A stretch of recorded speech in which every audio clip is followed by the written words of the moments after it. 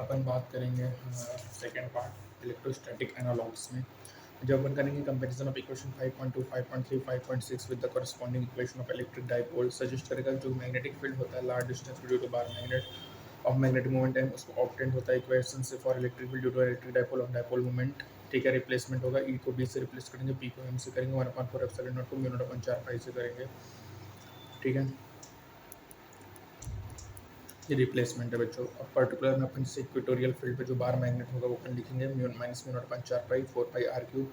Axial field में bar magnet में क्या होगा, म्यू नॉट अपन 4 पाई 2m अपन आर क्यूब होगा। डायरेक्शन क्या होगा, अराउंड 2m होगा, यहाँ पे डायरेक्शन अपोजिट 2m होगा बच्चों।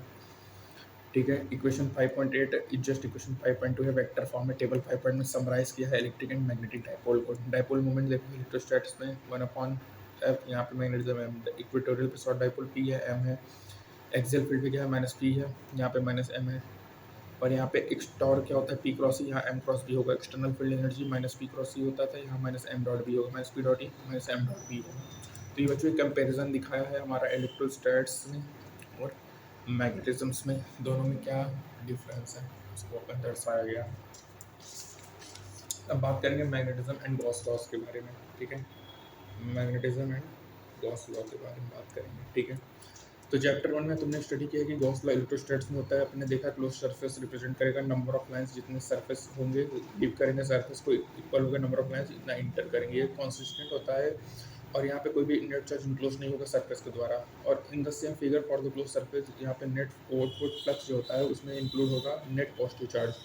जो सिचुएशन है वो रेडिकली डिफरेंट होता है फ्रॉम फॉर मैग्नेटिक फील्ड, जो कि कॉन्टिन्यूस होता है और फॉर्म करेगा क्लोज लूप्स को। एग्जाम करेंगे गॉसियन सरफेस जो कि रिप्रेजेंट होगा फर्स्ट और सेकंड का फिगर 5.3 ए और बी में। बोथ केसेस विजुअली डेमोंस्ट्रेट होगा कि जो number of magnetic field lines होता है लिविंग द सरफेस वो बैलेंस्ड होगा number of lines entering it. जो नेट मैग्नेटिक फ्लक्स होगा वो जीरो होगा फॉर बोथ द सर्फेसेस। ये ट्रू होता है किसी भी क्लोज सरफेस के लिए। ठीक है, यहाँ पे देखो एक स्मॉल वेक्टर है delta x of a close surface है, एस क्या है।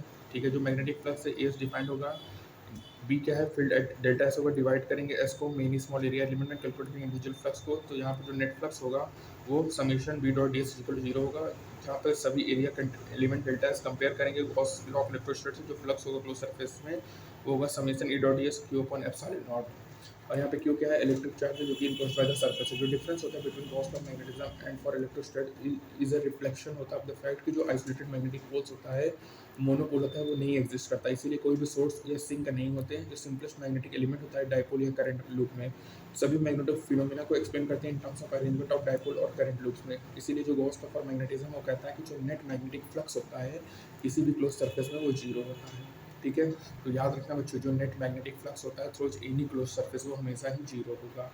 ठीक है, यहाँ पे कोई भी सोर्स या सिंक नहीं हो, सिंपलेस्ट मैग्नेटिक एलिमेंट डाइपोल या करंट लूप है। सभी मैग्नेटिक फिनोमेना इसमें एक्सप्लेन होगा terms of arrangement of dipole और करंट लूप्स में। और जो नेट मैग्नेटिक फ्लक्स होता है किसी क्लोज सरफेस में वो जीरो होता है बच्चों। Integration B dot d s zero है, E dot d s q upon epsilon naught होता है। और जो number of magnetic lines entering the surface करेगा वो balance the number of lines entering it होगा बच्चों। ठीक है, और number of lines leaving the surface equal to number lines entering it होगा। यहाँ पे नेट आउटवर्ड फ्लक्स होगा, ये इंक्लूड होगा नेट पॉजिटिव चार्ज होगा। जो number of magnetic field line होगा लिविंग सरफेस और बैलेंस होगा नंबर ऑफ इनलाइंस इंटरिंग इट होगा।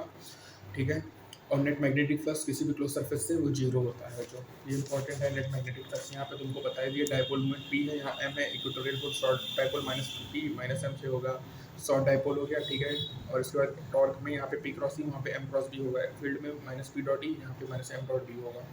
ठीक है, उसके बाद इक्वेटोरियल पे minus mu upon m upon 4 pi r cube होगा, ये अपोजिट टू एम होगा डायरेक्शन। एक्सियल फील्ड में mu naught upon 4 pi 2 m upon r cube होगा, अलोंग जीरो का डायरेक्शन अलोंग टू एम होगा।